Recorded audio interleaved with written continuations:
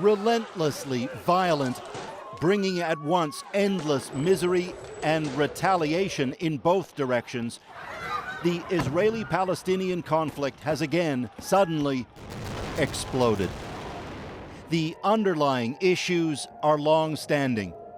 The Israeli blockade of the Gaza Strip and its occupation of the West Bank, the threat posed to Israel by Hamas, Islamic Jihad, and other militants in Gaza, together leaving the region in a kind of permanent tension at the best of times. Into that, last month, defiance from Israelis and Palestinians. Israeli police and Palestinians battled outside the old city of Jerusalem. A disputed Israeli push to evict Palestinians from a neighborhood in occupied East Jerusalem. Restrictions on worshippers at the Al-Aqsa Mosque leading to fierce battling at a place sacred to Muslims worldwide. And violence soon spread to towns across Israel. That sparked intense rocket fire from the Gaza Strip and an intense response by the Israeli military. All of it leaving Israelis and Palestinians again on the brink of all-out war. I've learned to tell people not to say that it's a complex problem. It's really not. It's really about power and fear. Nizar Farsak, a former advisor to Palestinian President Mahmoud Abbas, underlines the power and fear held by Israelis and Palestinians are the enemy of trust. There has always been this equilibrium of terror, right? And not so ironically, actually, both people understand each other very well and know exactly what terrifies them, and therefore they leverage that, right? 7 years ago, the last time violence in the region was this fierce, CBC News witnessed the result inside the Gaza Strip.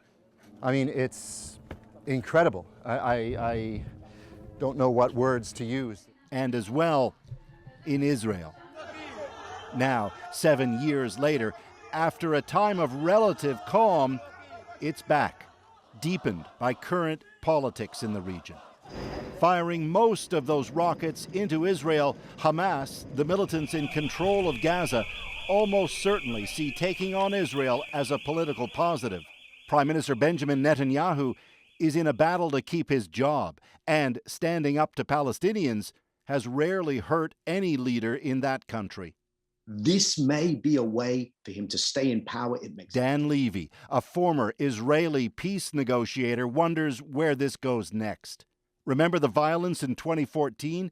It ended in a deal brokered by Egypt, but then nothing else really changed. So now Levy wonders, why has the period of quiet not been used in order to end the blockade of Gaza, in order to allow Palestinian life to breathe in Gaza? And we've kept it at this level of tension where another development like this was inevitable. With compromise needed on both sides, equally inevitable, say so many, is that this latest violence will end somehow, only to likely begin again someday. So, Paul, you're in Washington, which has in the past at least taken a lead role in trying to calm tensions. What are we hearing from there now? From the U.S. today, Ian, carefully chosen words. The White House saying the U.S. opposes any civilian deaths and wants a de-escalation of the violence and a stable peace.